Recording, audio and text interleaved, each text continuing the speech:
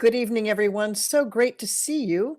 We're just going to take another minute or so and let people join our Zoom room on this semi-cold evening as we move from an amazing week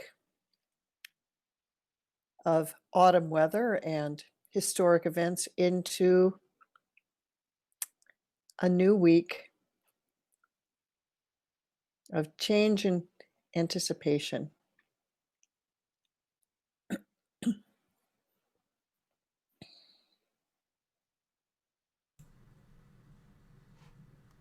Hi everyone. Lots of familiar faces here. Yes.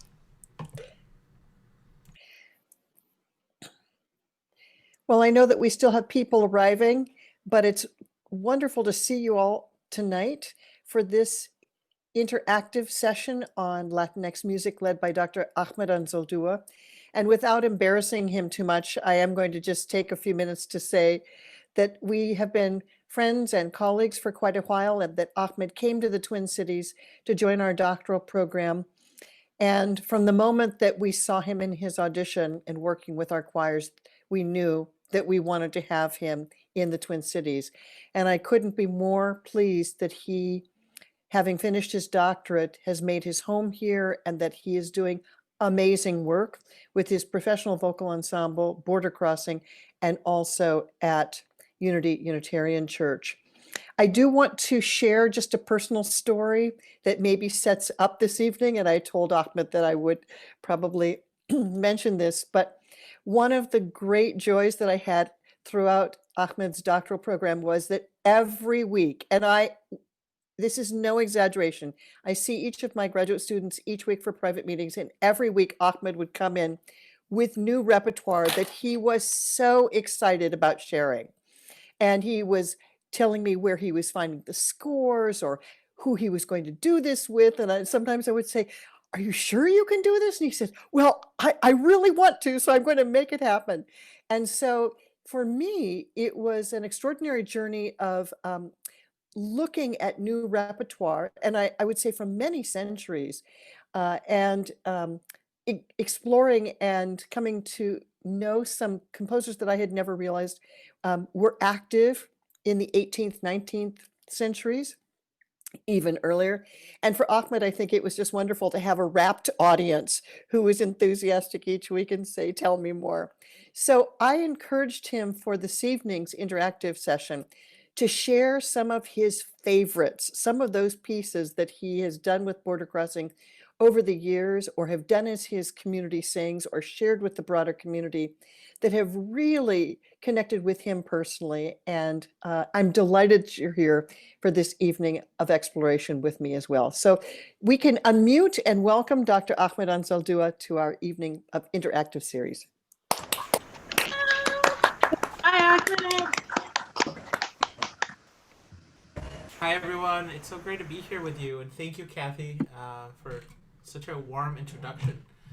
So I've done some version of this lecture, very structured, where I take you through different periods of Latin American musical history and by region. But Kathy encouraged me to just sort of share some of my favorites and replicate what we did together for 3 years at the U. So I'm gonna do that, and I'll just get started.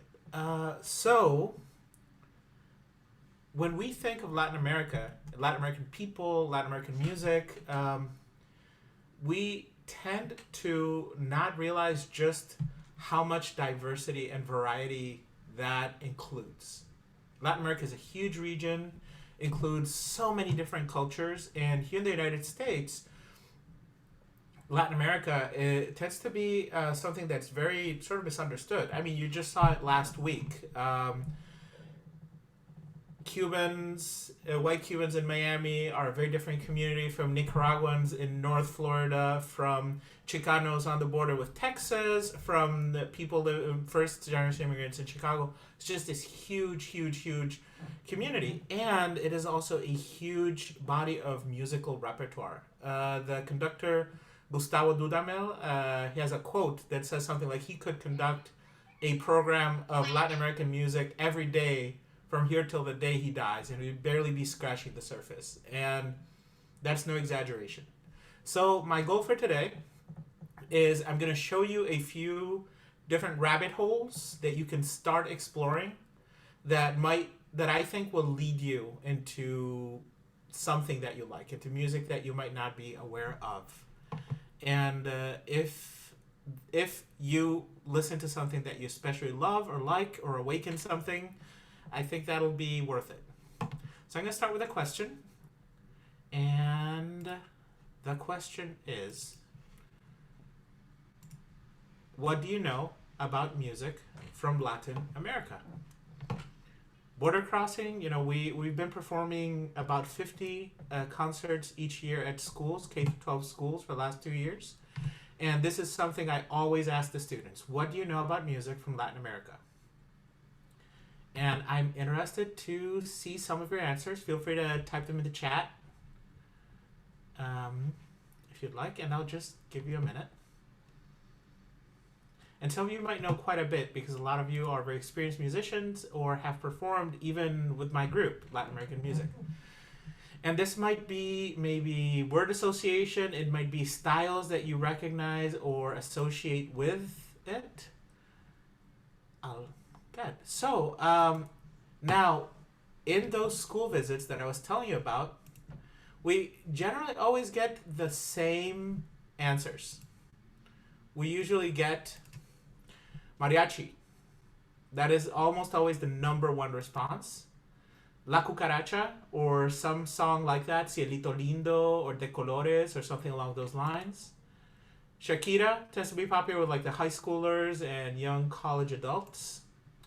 And more recently, the movie Coco. And then I'll often hear these sorts of adjectives: spicy, bright and colorful, rhythmic, dance music, guitars and percussion, and romantic, the romantic Latin lover. And there is certainly a lot of music that fits these categories. And let's say that I'm in a room like this room with you all, experienced choral singers or conductors, and I ask the same question at a conference maybe, or something like that. And I'm seeing a lot of those similar answers. And what I'll often get, answer number one tends to be Alberto Ginastera, Ariel Ramirez, and Heitor Villalobos. Those are usually top three composers that people know from Latin America with the specific music that they composed. To a lesser extent, Alberto Grau or Maria Guinand. And then if we're talking about high school level or community choruses, it might be like an arrangement of De Colores, Mata del Anima Sola, Tres Cantos Nativos. So these are like the sort of big picture, the most typical things that you might hear. So the ones I want to talk about aren't so much these, but I do want to acknowledge that all of this exists and that is huge, and that I myself love a lot of this music. So I'd like to take you through a couple of rabbit holes. And the first one is the colonial period. Latin American Baroque and early Renaissance, and late Renaissance music. So a little about Latin American Baroque and Renaissance. This is from the colonial period of Latin America. So that encompasses about 300 years of history. Let's say from the 1492 through the independence wars in the 1820s and 1830s. And there are a few misconceptions that we tend to have about Latin American music from the colonial period that I just want to address right away. Misconception number one, that it is music that was mainly written by Europeans or in a European style. And in fact, the vast majority of this music, if you think about how big this period is, that's 300 years. 300 years of generations of people coming and going, people that grew up immersed in a certain style of music, people that sung it in their choirs or played it in their orchestras or sang it in their churches or in their festivals. And the vast majority of the performers were either indigenous or of mixed race or born in Latin America. So the colony wasn't instant. The colony was a big period of time. Then the second misconception that we tend to have about Latin American Baroque and early music is that it was just a one-way street, that everything was coming from Europe to Latin America and stuff was being created here and it just kept coming from Europe. But this was a period of constant interchange between the two continents. So, for example, many of the works that we know by Victoria or by Guerrero or by these Spanish composers were found in archives in Latin America, as well as in Europe. And many of the works by Latin American composers turn up in European archives as well. And many styles of music, for example, things like the chaconne or the saraband, are dances that originated in Latin America and then were taken to Spain, for example, or France. So this was a constant back and forth. And the third thing is that it was all sort of similar. And in fact, there's a wide variety of styles in Latin American Baroque and early music. So here are the typical places to start looking through it or listening through, because if you are a lover of early music, or even if you're not and you're looking for something that might make you love early music, there's something here for you. So there's a music of the California Missions. This is music from New Mexico, now what is New Mexico, Arizona, California, Nevada, northern Mexico, Chihuahua, Baja California, which back then all was part of Mexico, the New Spain viceroy. And the California Missions music tends to be very, very centered around plain chant, tends to be very austere. And in fact, if you, up until the 1950s and 60s, there were choirs and societies of Gregorian chant made up almost entirely of Native American peoples, of Puebla or of Navajo, that sang many of these Gregorian chants in indigenous languages. So there is a big tradition of plain chant. So austere, and there's a beautiful album by Chanticleer of the music of the California Missions. Then if you go further south, this is the music that people tend to have in their head when they think about Latin Mexican Baroque or Latin American Baroque. This is the music of the Mexican cathedrals, particularly the music of Manuel de Sumaya and Ignacio Jerusalem. These tend to be big and majestic, multiple choirs, orchestra, works that are an hour and a half long. And the reason for that, these were big urban centers with a lot of money. And in fact, one of the best gigs you could get back in the 1700s as a violinist in Europe was an orchestra gig in Mexico. You would get paid really well, you would see the world, you would. It was one of those gigs that everyone wanted. So these tend to be in sort of an Italian Baroque style. Think Handel, think Vivaldi, and there's a lot of just beautiful choral music here. Now, if you go into the music of the cathedrals and convents of the Caribbean, particularly of Cuba, and of Central America, particularly Guatemala, this was the entry point for the Spaniards into Latin America. They first arrived in the island of Hispaniola, now Dominican Republic, and so here you're often going to find like the earliest examples, the more archaic sort of early Renaissance, Hernando Franco and that sort of thing. So if you're thinking of polyphonic, very shimmery, very non-vibrato, a cappella, motets in 6 parts, whatever, this is where you would find that sort of music. One little quirk of the music of Cuba in particular, from early music, is that this is one of the few examples of music that has elements of French Baroque in Latin America. And the reason for that is that in the late 1700s, the enslaved people of Haiti rose up and drove the French out and took over the country. And a lot of the French musicians and court musicians ended up fleeing to Cuba and to the surrounding islands. So a lot of the music from that region has a lot of the elements you would expect in French Baroque music. Things like lots of flutes and recorders, uneven dotted rhythms and the string parts, flourishes and ornaments and that sort of thing.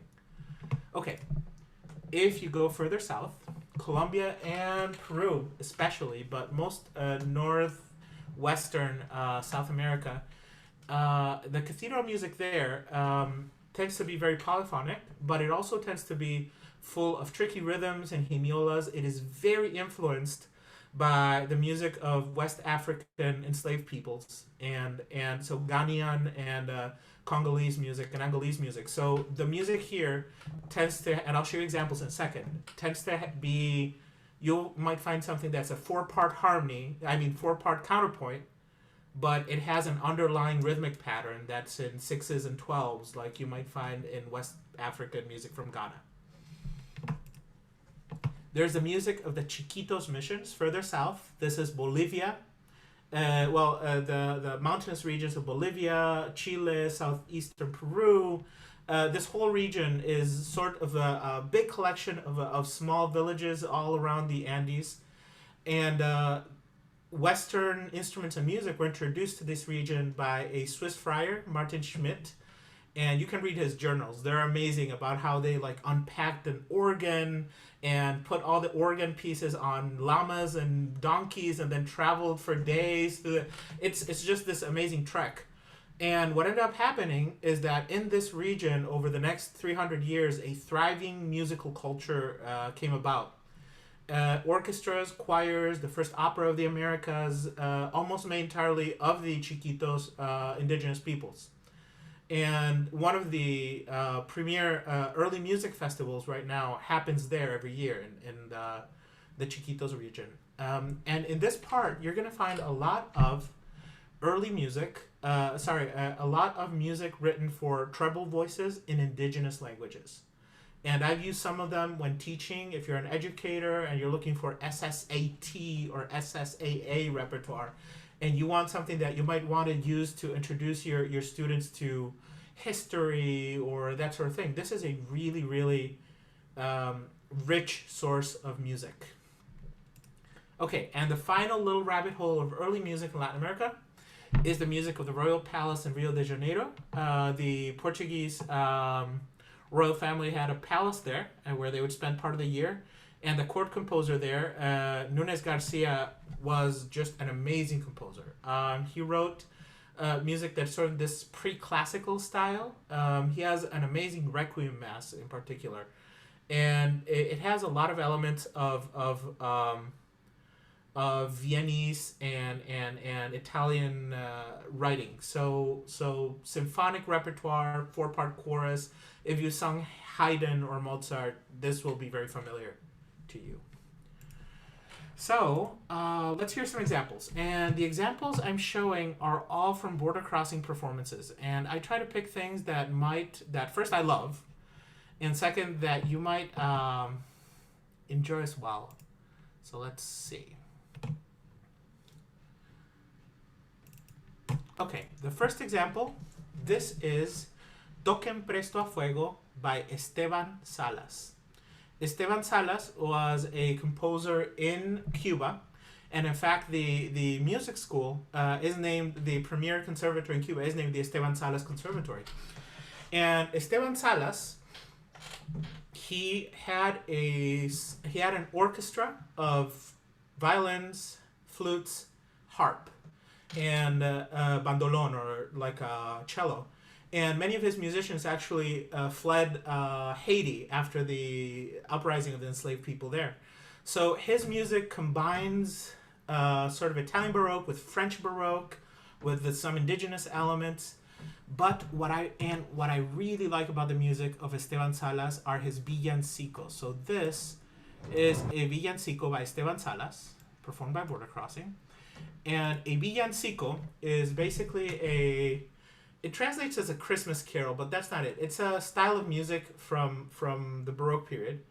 And this is a category of villancico that is usually staged. So you're going to see the singers acting a little bit, moving around. The story is that it is Christmas, it is Advent, and there is a fire in the stable. The stable is on fire, and all the townspeople are panicking and running around everywhere, except for one of them. She's standing right in the middle, completely calm, because she knows that that fire is not actual fire, but the Holy Spirit that is coming to fill everyone. So we have everyone sort of running around pretending that it's on fire and that they need to put it out. And in fact, toquen presto fuego literally means sound the fire alarm, which is what they're singing. Sound the fire alarm, sound the fire alarm. So here's a little bit of toquen presto fuego.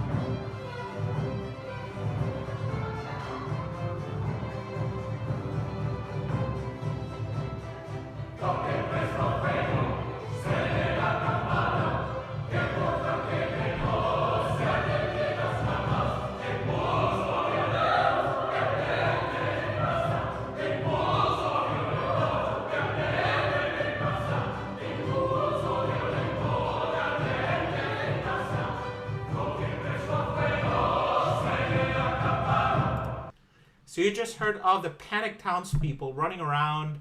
They're so afraid. There's fire everywhere. You heard vocal melismas, illustrating that. And now everything gets calm, and the one singer that wasn't running around trying to put the fire gets her moment to tell everyone to not worry. It's just the Holy Spirit.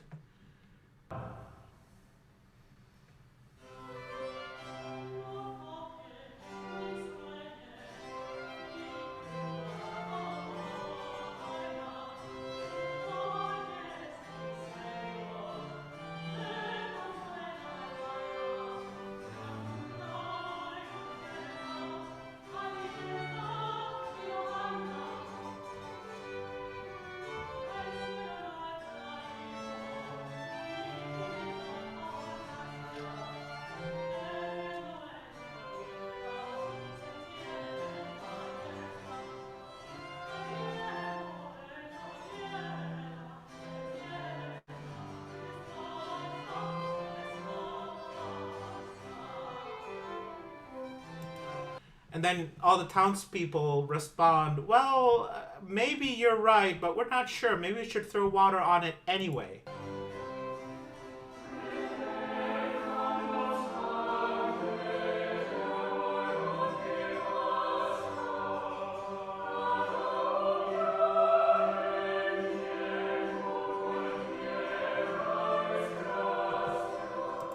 And so the whole drama unfolds. There's this whole story where they go back and forth, and then she convinces one of the townspeople, and then she convinces another one, and this is a category of staged theatrical villancicos that were a big part of Christmas traditions in Cuba and in Mexico, and still are. If you think about what December looks like in Cuba, it's actually great for an outdoor performance. So this would have happened outside of a church, at a plaza, or at the very entrance. It would have been decorated. Kids would have been sitting and watching. The singers would have been acting out the parts. Okay, another example. Now this is Hanach Pachap Kusi Queenin. This is a four-part hymn written in Quechua. Quechua is the language of the Incas. It is still spoken today by millions of people. And Hanach Pachap Kusi Queenin is a Hanach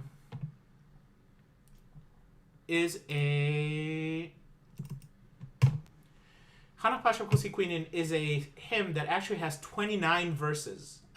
We sang about 8 of them in this performance.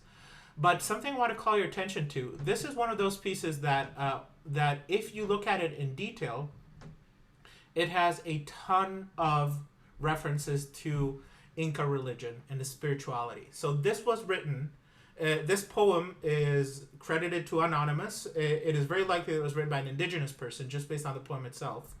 And the reason for that And this was written at a time when there was forced conversion to Christianity happening in Peru. Indigenous people were lined up in huge Greek lines, chained up, and forced to convert and baptize.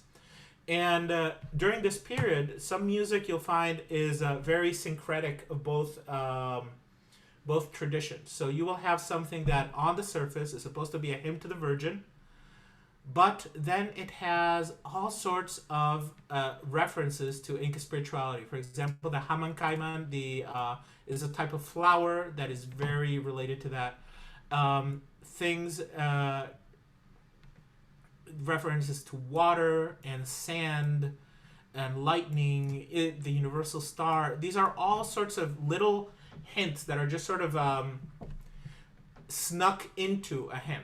And this is a big part of studying this music, that a lot of this music both reflects a culture's sort of way of reconciling all of these things happening at the same time. And once you are aware of it, you sort of can't unsee it. So next time you see an image of the Virgin of Guadalupe, which is one of the most typical Mexican images you might find if you're at the Mexican grocery store, if you look at it closely, you might notice that the Virgin is standing on a crescent moon and has a mantle made up of stars, and these are all images from Mexica religion that were sort of mashed up together. And that happens in the music too. The music on one level sounds completely like, a chorale, but if you dig a little bit deeper, it has rhythms, harmonies that you would not find, in a 18th century German chorale or Italian hymn. So here's a little bit of Hanach Pachap Kusikwinin. Border Crossing performs this using Andean instruments as our continuo instruments. We use a drum, a charango, and a double bass. Charango is a small Andean guitar.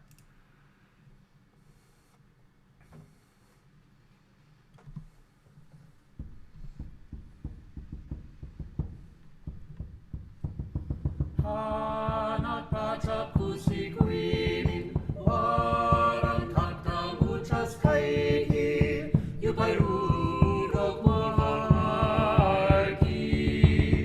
runakunap suyainin, kapanak pakemikwinin, wasyas kaita.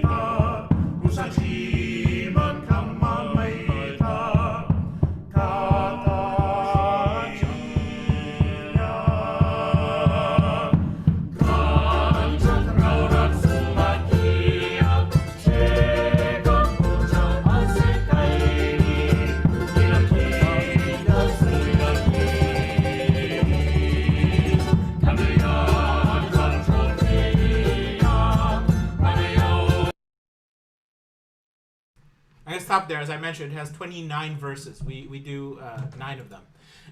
But something that always surprises people when we do Latin American Baroque music or Renaissance music, something I love, is how how modern it sounds. How modern it sounds to our ears, especially when you take the approach we take. Generally, when I study this music, what really gets me excited about it is to find connections between this music and folk music or folk traditions.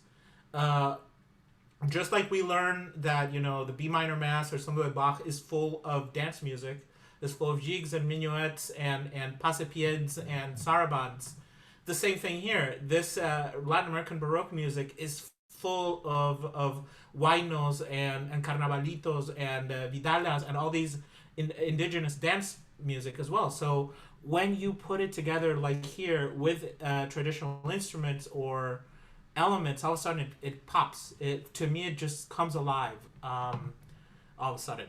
Okay, another example, because again, I'm just sort of sharing. This was my experience during my DMA with Kathy. I would just come in and show her a new score like this, and then we would talk for an hour. This is Si de Rosa el Nombre. This is part of the larger work. We presented this in a program called Island Baroque music from the Caribbean islands. As I mentioned, the music from the Caribbean islands and Central America is the earliest Western style music you're going to find, because that was the entry point for Europeans. And this was written for two soprano parts.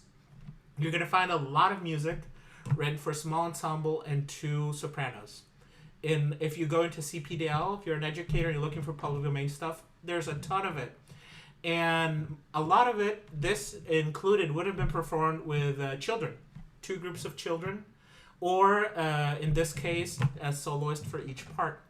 Si de Rosa el Nombre is about Saint Rose of Lima, which, like many female saints, was celebrated for her chastity and her ability to remain pure. That is a big, big recurring motif. In this case, Saint Rose of Lima would put pepper on her face to redden it to become less attractive. But why is this relevant? Because the text here is that the two sopranos are singing, "Oh, if I could burn like you, Saint Rose of Lima." And it's partly humorous because she burned from the pepper, but she also burned with the Holy Spirit. So this is just a little bit of Si de Rosa el Nombre.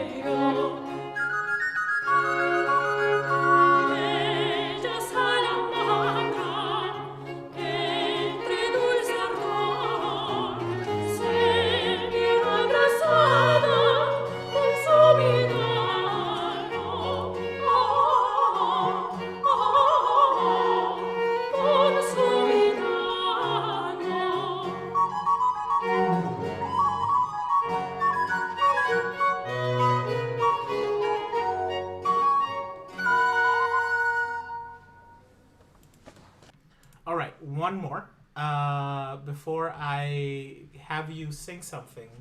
So, A Este Sol Peregrino is probably one of my favorite Latin American Baroque pieces. To That Wandering Sun is what the title means. And I remember really clearly bringing this score to Kathy for one of my lessons. I had just gotten a picture of the manuscript or the archive, and I transcribed it because the original didn't have bar lines or anything. It was just like different part books. And I love this piece. I love it so much because it is just so freaking hard. It is like a tour de force to sing. It is a 4-part fugue. It moves at top speed, and then the bass part is an additional part in the fugue. And the rhythms are all over the place. This is from Peru and from the late 1700s, And Tomás de Torrejón, he didn't want to work in a church. He wanted to be an opera composer. He wrote the first opera of Latin America, so his music tends to have a lot of vocal acrobatics. And he was also just a master of counterpoint. And in this, it is basically a 4-part fugue where all the parts are just moving in these wild rhythms. And sometimes they come together and sometimes they don't. But when you see something like this, like it is just it's such a fun thing, especially when they all come together. And the cool thing about this piece, it is written to Saint Peter, and it's called "To This Wandering Son." And Peter is mentioned in the entire piece once, right here, Pedro. Well, again in the same verse. It's just one little mention of Peter in the entire piece. It's like 1 second of music. The sun, though, El Sol, that is mentioned in every single measure. And, you know, Inti, the sun, was the main deity in Inca religion. People worship the sun god. So it's very obviously sort of referencing that.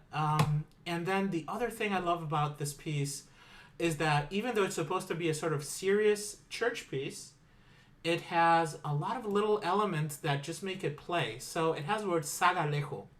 Sagalejo is like a 18th century version of dude. Hey, dude. And what you're saying is that wandering sun in the sky, hey, dude, sing to it. And that got me thinking, this piece, how would have this been performed? Because it is playful, is virtuosistic, and the language is sort of very informal. And then you look at what it was written for, a villancico to San Pedro. So Saint Peter is the patron saint of fishermen, and Lima, Peru is a fishing community. It's on the coast, and St. Peter's Day in June 29th, I believe, is one of the biggest holidays. It is a week-long festival of outdoor performances, of processions, people carrying images around, brass bands. So when we put together our version of this, you have the option of singing it sort of like a church piece or singing it as a festival piece. So we added some percussion, and we sort of take it in that sort of very upbeat character, which made it a little bit trickier to sing. When I showed this to Kathy for the first time, I still remember she said, this looks like some really wild Monteverdi. And I agree. It has a lot of that sort of vocal acrobatic and counterpoint thing going. Okay, so here's a little view of the score. Most villancicos have something called the coplas. Coplas are the verses right in the middle. You often do them, that's where the moral or the text of the story is. Sometimes you do them by going back and forth between the refrain and the coplas, or you do them as a middle section. It just depends on what type of villancico you're doing. Here we do it in ABA form. We do the coplas as the middle section. All right, so here is a video of the villancico. No, this was not the job application piece, Bob. That's a different one, but that's a villancico de precisión. Sorry, oh, shared the wrong one. So this is A este sol peregrino.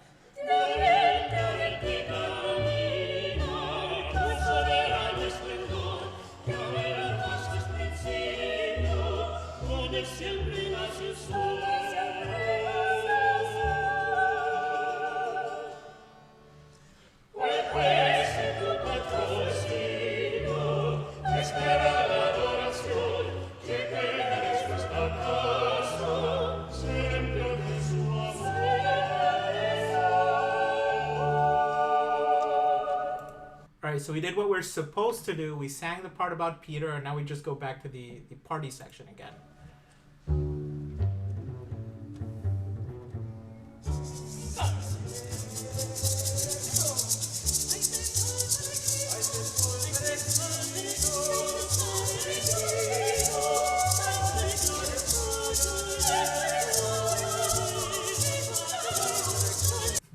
So as I was mentioning, this is Peruvian Baroque, and this region, Peru, Colombia, some Venezuelan pieces, this is, I think, where you're going to find the most African influence in the music. So the polyrhythms, the way in which the voices layer, which also sort of connects in a really natural way with counterpoint concepts of Western European counterpoint. This is a really this is where you're going to find a lot of that. Okay, now let's just sort of learn one. Before I move on to something completely different, we can learn a song. So let's learn a villancico. This is probably one of the most beloved Christmas villancicos. Wait, no, that's not a villancico. Wrong one. There we go. Xicochi Conetzintle. This is by composer Gaspar Fernandez. We don't know a lot about Gaspar Fernandez. We know there was someone from Portugal named Gaspar Fernandez who landed in Guatemala and then Mexico. We know that he might have had a student with the same name. This might have been the same person, a different person. It's one of those composers that are a bit enigmatic, but he left a lot of music in a lot of different styles. He worked in central Mexico and Guatemala. And this villancico right here is one of the most performed villancicos in Mexico. This is one of those typical things that you sing in choir if you're in a choir in Mexico, especially if you're in a children's choir. It is very common that the top two parts are sung by children's choirs when it's time for Christmas, with the bottom parts being carried by a guitar or a piano or the adults in the room. I just did it last year with the Minnesota Boy Choir, and we did just the top two parts with the guitar. So you'll notice that the top two parts are moving in a round almost. So it's shikochi, shikochi, uchi, shikochi, shikochi konetsi. And the other part responds, shikochi konetsi tle. This is something that, as you know, a Minnesota chorale singer, you can probably pick up and read pretty quickly. So what I'm going to do today, I'm just going to teach you some Nahuatl so that you know what the words mean and how this would go. So over in the comfort of your homes, and in fact you can probably unmute to do this. It'll be a bit chaotic, but it won't be the end of the world if you all say shikochi. Shikochi. Good. Now you have three sounds there. You have shi, Shi. ko, Ko. chi. Chi. Good. Go ahead and mute. So the way the piece is written is that if you do this as a round with more than two people, you're going to get this underlying shikochi, shikochi, shikochi, shikochi, shikochi, shikochi.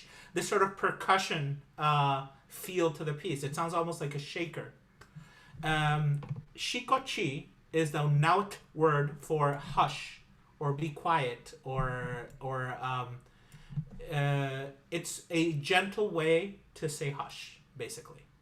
So if your significant other or your child or your friend is being very noisy, you can just go shikochi, and that's a gentle way of telling them to be quiet. Konetzintle. So let's unmute and say kone. Kone.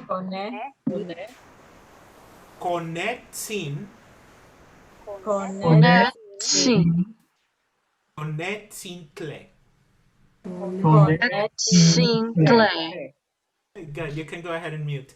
Conetzintle has a cool little sound that you're only going to find in Nahuatl in a handful of languages, which is like a very thick little sound with a click. Tle. You almost hear like a little bit of the back of the tongue. Conetzintle. And the way Nahuatl works is that,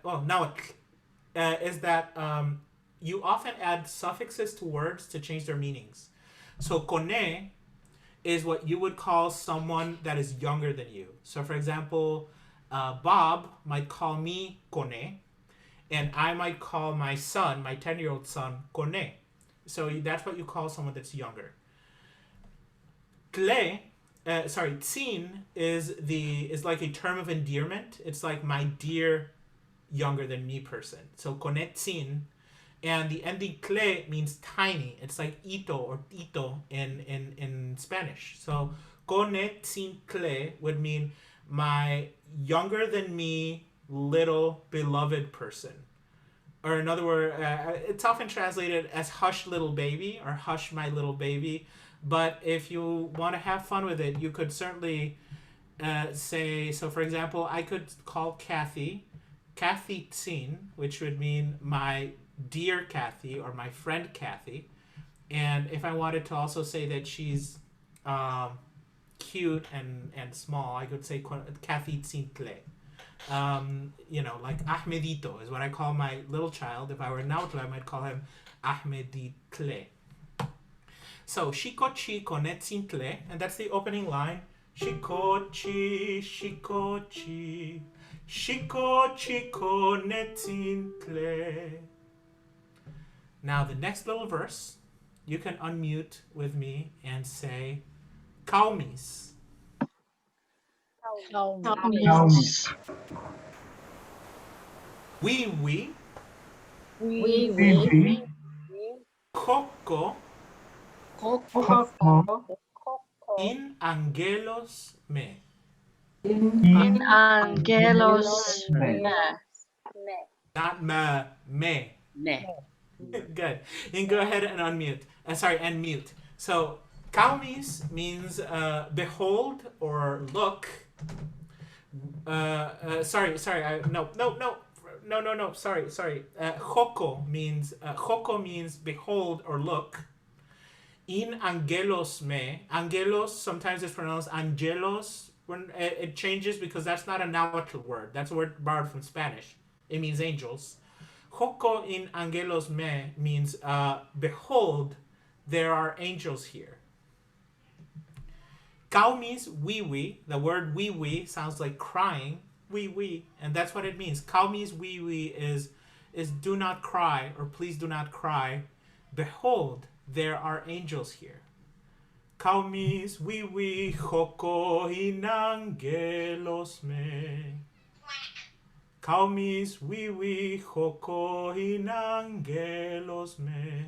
And the soprano just responds that. And then we get the same text on a few different notes. And finally, Hallelujah, Hallelujah, which means hallelujah, Alleluia in Nahuatl. So the words of this are, hush my little baby, do not cry, there are angels here, hallelujah. And this is, I cannot stress this enough, this is one of those things that we always sing around Christmas time. If you're in a choir, you've sung this 5 billion times in Mexico. And in fact, I think Linda Ronstadt, who's like has Mexican descent, recorded a quirky version of this. Like, it's one of those beloved Mexican carols. And it dates to the 1500s, written by Gaspar Fernandez. So what I'm going to do is I am going to play you a recording of the very first choir I ever had led for myself that wasn't someone else's. And this was the Collegium Musicum at Western Michigan University. Hold on. And they sang this for a Christmas concert. And if you remember what we just went through, you can probably sing along.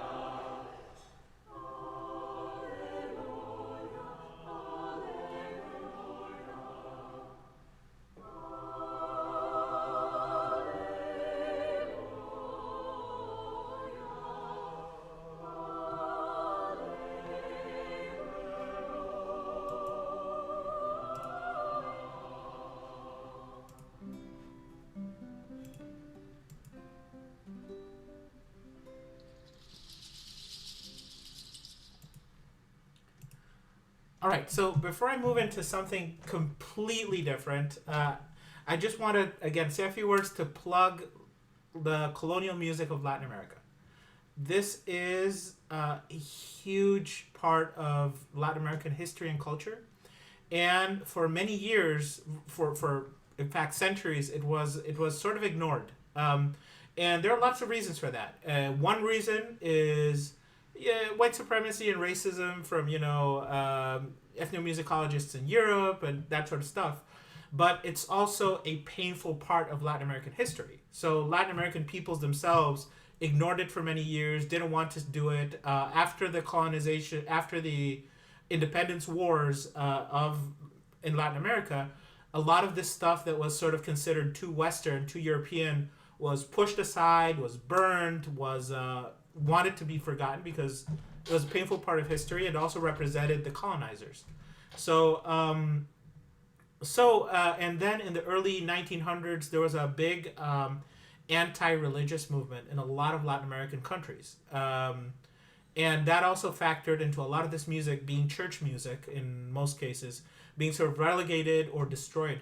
So, so for many reasons, a lot of this music wasn't really studied and performed seriously until maybe the 1960s and 70s first, and then some groups started to record some of this in the 80s and 90s sporadically, and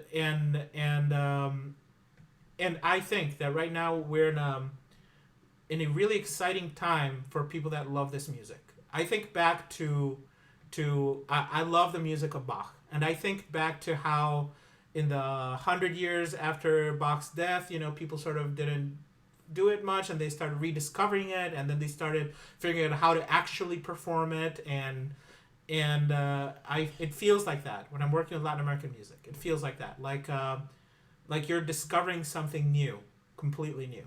So I really want to plug it to you, and I think that there's something for everyone here. If you're a lover of choral music, there's one of these rabbit holes. You're gonna find something that you might like, that will speak to you. Okay, I'm gonna move on to something completely different now. This is called Canto Cardenche. And I'm gonna type that into the chat. Canto Cardenche. Has anyone heard of that? Canto Cardenche before? You might have heard it from me if you know me, but other than that, that might literally translate as cactus singing or cactus songs. Canto Cardenche, it comes from the region of Mexico where I'm from, northern Mexico, and it is a really particular style of singing. So lots of regions in Latin America have sorts of folk singing that uses a type of voice that you might describe as wailing or screaming. You'll find that in Chile, you'll find that in Western Mexico, but this one is particular in that it's the only one that is polyphonic. It is the only one that has multiple parts, not just one single line. And the reason why it's called Canto Cardenche is because of the Cardenche cactus. So the Cardenche cactus is a type of cactus that has barbed hooks. and they very easily will slip into your skin. But to take out a cardenche cactus thorn, you have to rip the skin out. It's bloody and messy, and that's what these songs are supposed to emulate. They're supposed to be a primal sort of release of pain and grief. So the singers are instructed to sing at the very edge of their range, high or low, with a sort of very wailing lament sort of sound. There is often a big space between each phrase, and people tend to stand very close together to sing them. This comes from a region where there's a great amount of poverty. There's no, like, if you have wood, you don't use it to build a violin. You use it to build your house or make a fire. So this is entirely a cappella, no instruments, which is also very unique to this. It's not something you find in a lot of Latin American music, which tends to be accompanied by instruments. And the words of the songs are almost always about death, dying, grief, lost love. You won't find a cardenche song about how pretty the spring is today, or my lover's lips, oh how I love them. This is not that. These tend to be very dark. So these were sung for hundreds of years in northern Mexico, and it's a tradition that started to die. And in the 1990s, there were about 6 people who still knew these songs and sung them regularly. They call themselves Los Cardencheros, the Sapioris. They come from a small town in northern Mexico called Sapioris.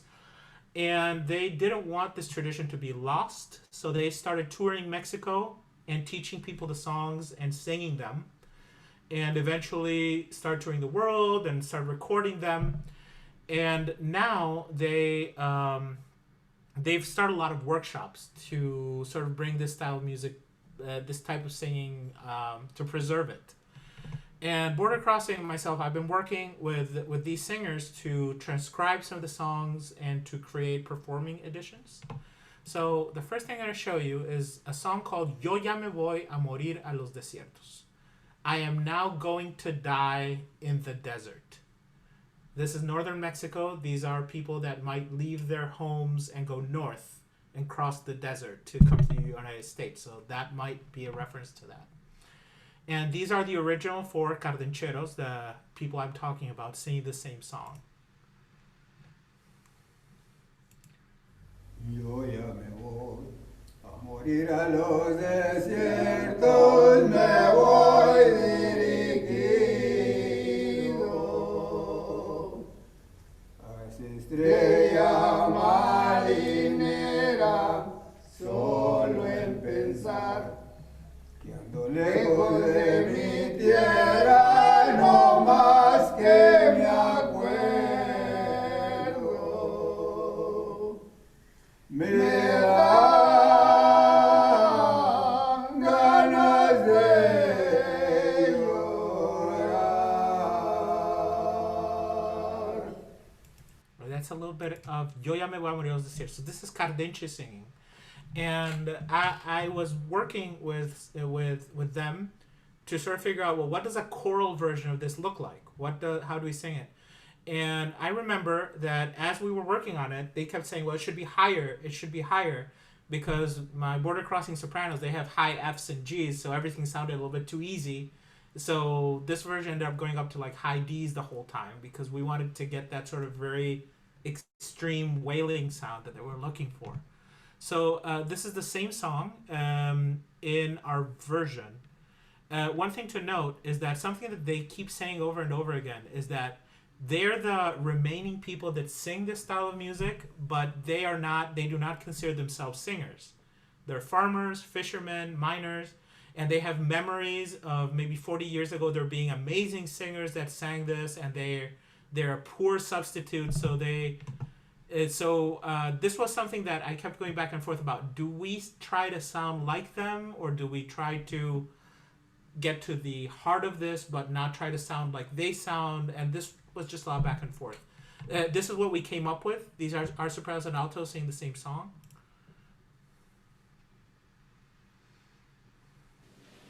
Yo ya me voy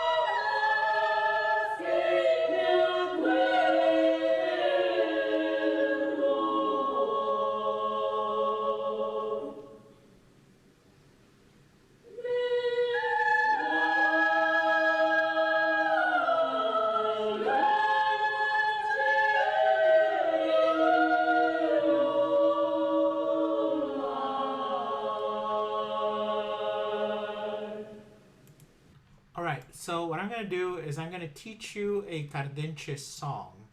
I don't expect you to learn it, but I do expect you to try your best. Here are the words. This is a song that is often paired with Yo ya me voy a morir. It's called Al pie de un árbol, at the foot of a tree. And part of studying this music involved transcribing it, so that I could teach it to choirs that are used to reading music notation. So this is what the bare bones version of this song looks like. Al pie de un árbol, mi alma se encuentra triste y iluminada con la luz de la mañana. Salió y me dijo que era esperanza vana, donde a la vez mejor me duermo yo. Now, if I were trying to sound like a Cardenche singer, I would find the very top of my range, without going into falsetto, and that's where I would try to sing it. Now, this is just the bare bones version. Now, this is what I transcribed when I heard actual Cardenche singers sing this. Al pie de un árbol, mi alma se encuentra triste. So they're very ornamented. You slide from note to note like you heard in that recording. And you'll notice it's in 3 parts. Most of these songs are in 3 or 4 parts. Okay, so back to the words. Here we go. You can repeat after me. You don't need to unmute. Al pie de un árbol. That means at the foot of a tree. Mi alma se sienta triste. That means my soul is sitting sad. So at the foot of a tree, my soul is sitting sad. Y iluminada por la luz de la mañana. Y iluminada por la luz de la mañana. At the foot of a tree, my soul is sitting sad and illumined by the light of the morning. So you're setting the scene. It is someone who is sitting at the foot of a tree watching the sun come up. It came up and told me, salió y me dijo, que era esperanza vana, that hope was in vain. Again, these are not cheerful songs. The sun came up and told me there's no reason to have any hope. Donde a la vez mejor me duermo yo. So perhaps it is best if I go to sleep. As the song unfolds, this is verse 1, you realize that this is a person sitting at the foot of a tree trying to decide whether to hang himself or not. This is what that song sounds like, sung by Los Cardencheros. Actually, this is not Los Cardencheros. This is a very much older recording from the 1950s.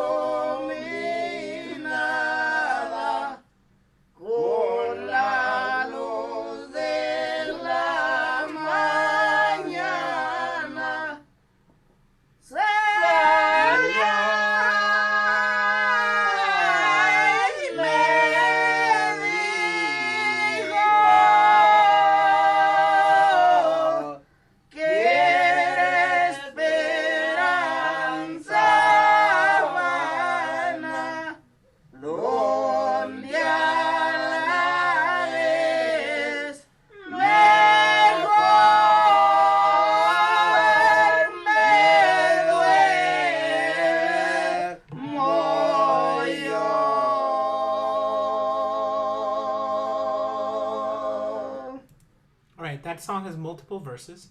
So right now, let's say my generation of Mexican conductors has been working on finding ways to translate this into different genres of choral singing. Some composers are playing with it, and this is mainly due to the fact that those cardencheros have been very, very open about just wanting this to get out there. They really believe that this is an essential part of sort of a North Mexican cultural heritage. And Border Crossing, so we're sort of working on creating choral versions of it, transcribing, publishing transcriptions. But there's also a choir director in Mexico who will be visiting us next year, I hope, depending on coronavirus, Juan Pablo Villa. And he's been doing something completely different. He's been sort of using Cardenche songs as a basis for composing and writing new music. So he does a version of Al Pie de un Árbol that he adds an ostinato to. So I think that the ostinato you can certainly learn. If you want to try to sing with him, you can certainly try to sing the melody. So, hold on, let me see. What key does he do this in? I forgot. Okay. Okay, it's a G.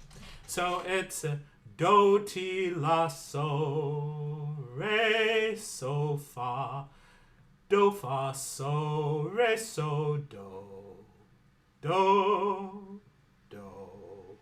That's our ostinato. It keeps repeating. I should fix this. This is do. Do, ti, la, so. So it starts with a descending line. Do, ti, la, so. Then it jumps up to re. Re, so, fa. Do, fa, so. Re, so, do. And then you jump up to the high do. Do, do. Here's what that sounds like.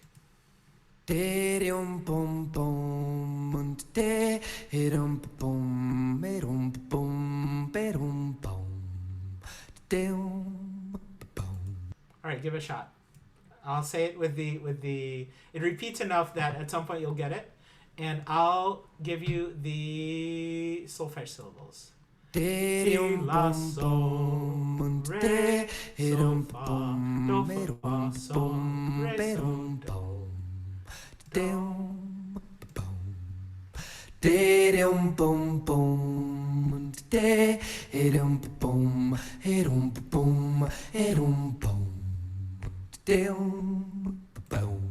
So he creates these little ostinatos. Right now, because we're, in the COVID pandemic, he does these by performing himself, so he just layers them out. So feel free to sing along with him. He's going to sing Al Pie de un Árbol on top of this ostinato. Y al pie de un árbol, mi alma se sienta triste, ya iluminada por la luz de la mañana.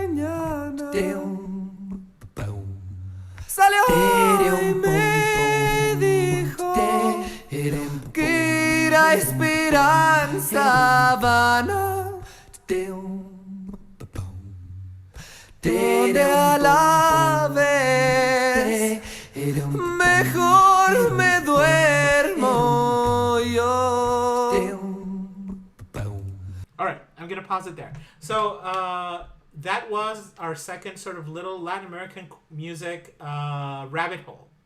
If you are interested in canto cardenche, I think a good place to start is just go to YouTube and search for canto cardenche.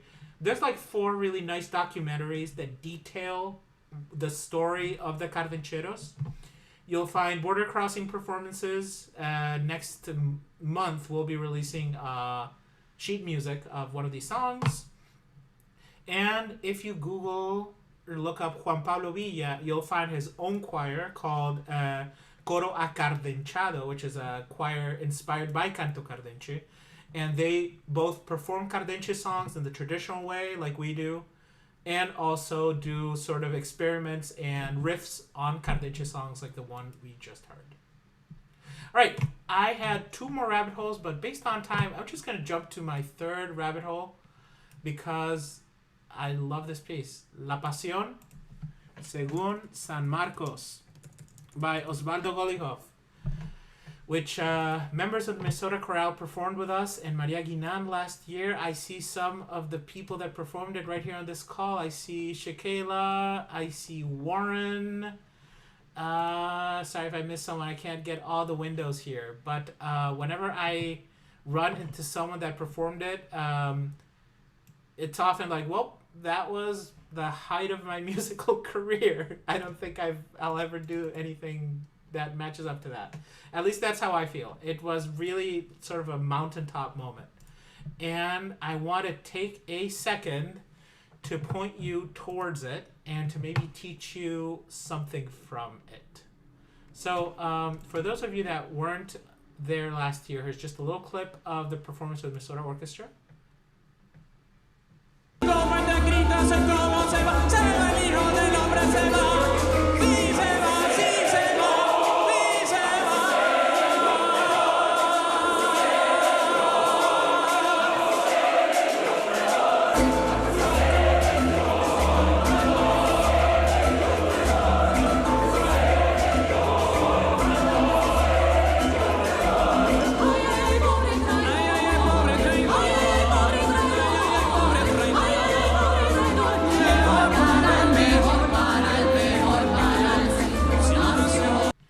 So for those of you that don't know, La Pasión según San Marcos is a setting of the St. Mark Passion. So it's a passion, and what you just heard is the Last Supper. It's Judas singing and Jesus saying, one of you will betray me, and it's all in a sort of a son montuno style, which sort of elements of salsa in it. And since Kathy was so gracious to introduce me at the beginning with stories from my doctoral years, the very first assignment we got from Kathy was to do a presentation about an oratorio. And I had just gotten my hands on the score to the St. Mark's Passion after years of trying to get it. I finally got it through University of Minnesota. And so I begged her to let me do a presentation on La Pasión instead of an oratorio. And it was supposed to be a 40-minute presentation, and I ended up going for like 2 hours until I had to be cut off. Almost. I love this piece so much. I was supposed to write 3 pages on it. I wrote like 50. I love it and have loved it for a long time. And the middle section of La Pasión happens in the Garden of Gethsemane. It's the section where Jesus and the apostles sing the psalm. Is what's supposed to happen. And that's what the Bible text says. They sing a psalm, but it doesn't say like what psalm or the words of the psalm. So Golijov essentially wrote a psalm. And he wrote the psalm by taking bits and pieces from other psalms. But he was especially inspired by a song from Latin America, from Argentina, called Todavía Cantamos. Todavía Cantamos means we still sing. Although todavía has the sort of implication of the word despite. So despite it all, we still sing. Or we still sing despite the fact that we've been stopped or in the face. So we still sing. Todavía cantamos, todavía pedimos, we still demand or ask. Todavía soñamos, we still dream. Todavía esperamos, we still wait. And the story of this song, this is a protest song from the 1980s. In the Argentine dictatorship, and Golijov is from Argentina, tens of thousands of people disappeared overnight. Most of them young men and teenagers and young adults.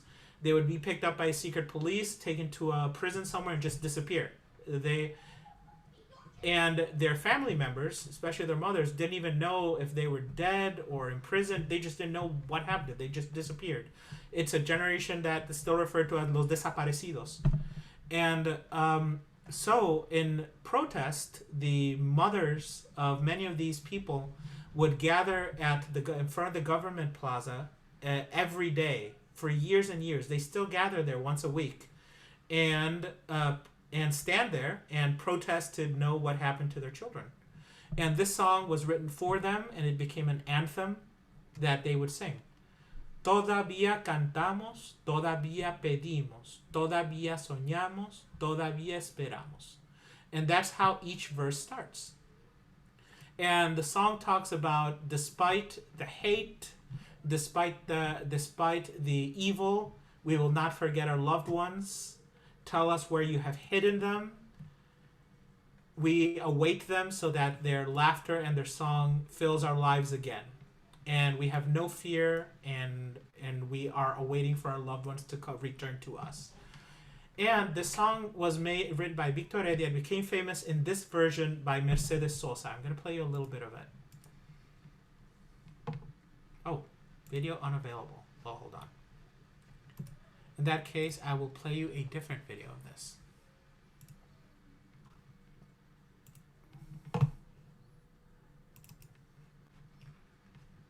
So,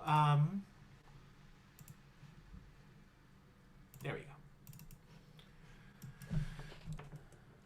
So,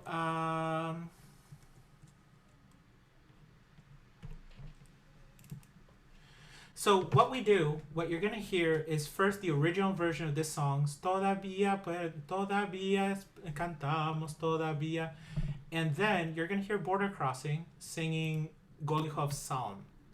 And Golichov's Psalm is a series of variations on that song. But instead of todavía pedimos, todavía cantamos, the words are we give thanks. And the implication being that we still give thanks despite everything that's happened, in spite our history, we still give thanks to the Lord. And the melody is taken directly from that song, Todavía Cantamos. And then he develops it later, starts adding the parts. It's always over a driving percussion beat.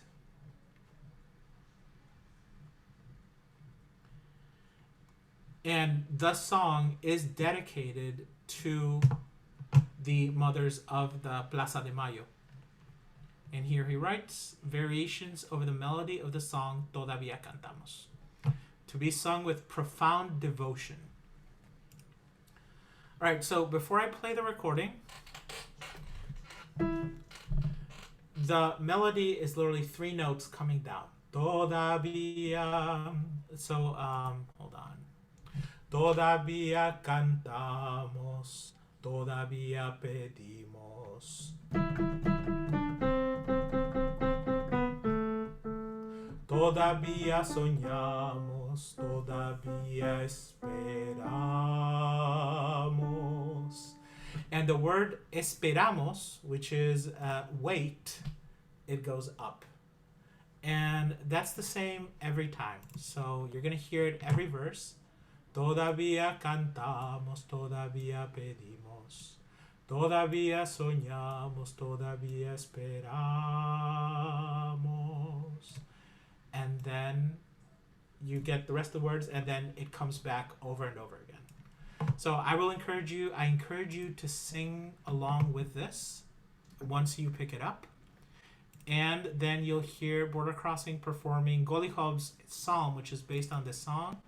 And I think that's the very last thing you're going to hear in this presentation. So here we go.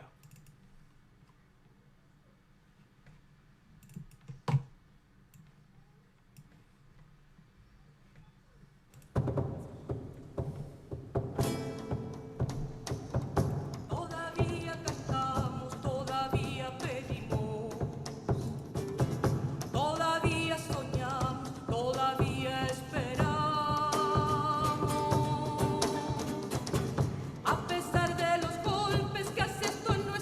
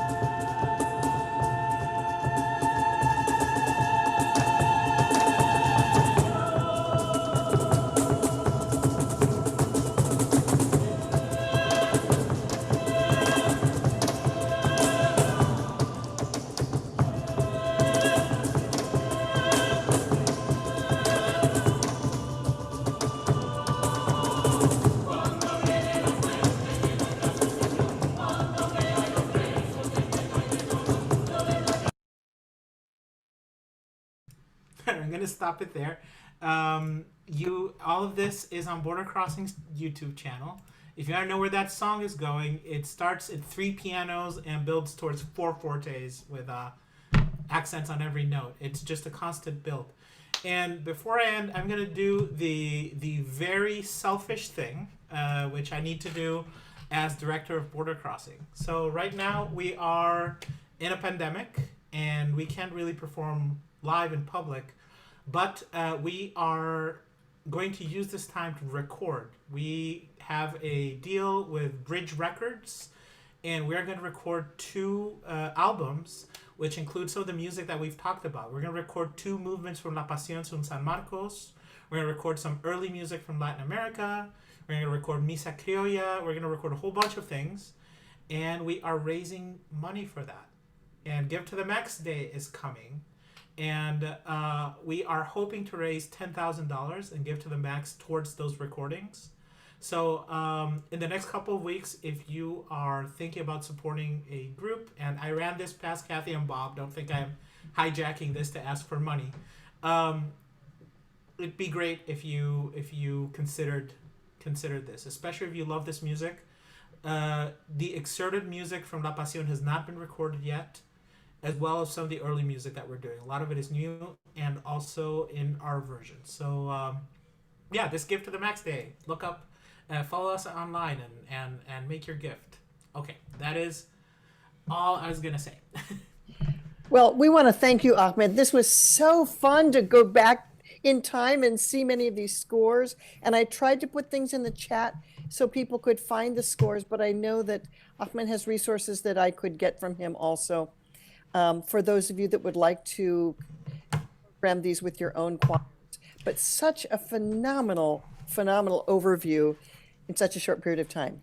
I can certainly share things with everyone, but I know Kathy mentioned that there are a lot of educators here, and something that you might find useful. If you go to Border Crossing's website, bordercrossingmn.org, if you go to education, we've made available all of our program notes and all that sort of stuff. But something you might find useful, we've created lessons plans and curriculum for this music. So for mostly for K-12, things for different age groups. So you can teach this music. You can introduce musical concepts, that sort of thing, talk about different countries. They're arranged by second grade. This is through our partnership with Minnesota Public Radio. So that's a resource you have, and it's also feel free to reach out. I'm happy to share all of this stuff. Well, thank you so much, Ahmed. I think you all want to unmute and applaud wildly. This is a great way to start our week. Thank you for having me, everyone.